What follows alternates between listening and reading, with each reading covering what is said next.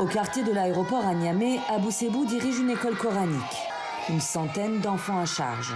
Et une préoccupation quotidienne, avoir assez d'eau pour étancher leur soif si besoin. On a un sérieux problème d'eau. Rien que ces 5 derniers jours, on est resté sans une goutte d'eau au robinet. Quand on a de la chance, il y a de l'eau entre 3h et 5h du matin. Alors ceux qui ont le courage de se lever en pleine nuit sont les seuls à trouver de l'eau. Trouver de l'eau, c'est l'obsession de tous dans le quartier. Et pourtant, l'or bleu pourrait être à portée de main. Vous voyez ce château d'eau? Une banque nous en a fait cadeau, mais aujourd'hui il ne marche plus. Seule solution, acheter de l'eau aux vendeurs ambulants qui se ravitaillent ici à cette borne fontaine.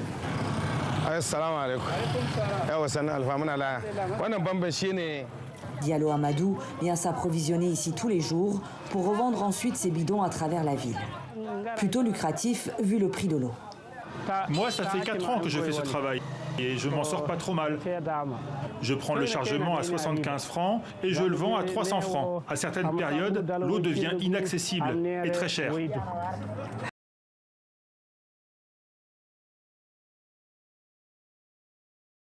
Le niveau du fleuve Niger baisse, il se vend à 1000 francs CFA, 200 fois plus cher. Alors au quartier de Taladje, les habitants en ont eu marre. Entre se ruiner ou passer des nuits blanches à attendre un filet d'eau, plusieurs familles ont fini par s'organiser en coopérative et cotiser pour construire leur propre château d'eau. Nous avons 3 bornes ici, et c'est des bornes qui permettent aux gens du quartier, quand je dis quartier, là c'est tout Taladje qui est concerné, qui viennent prendre de l'eau ici. Un investissement coûteux, 2,5 millions de francs CFA, 3 700 € en tout, pour résoudre soi-même un problème d'utilité publique.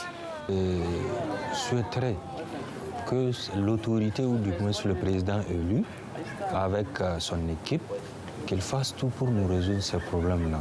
Si on peut vraiment résoudre ça, surtout que c'est la capitale à Niamey, dire qu'à Niamey encore, il y a des quartiers qui ont des problèmes d'eau potable, c'est vraiment regrettable.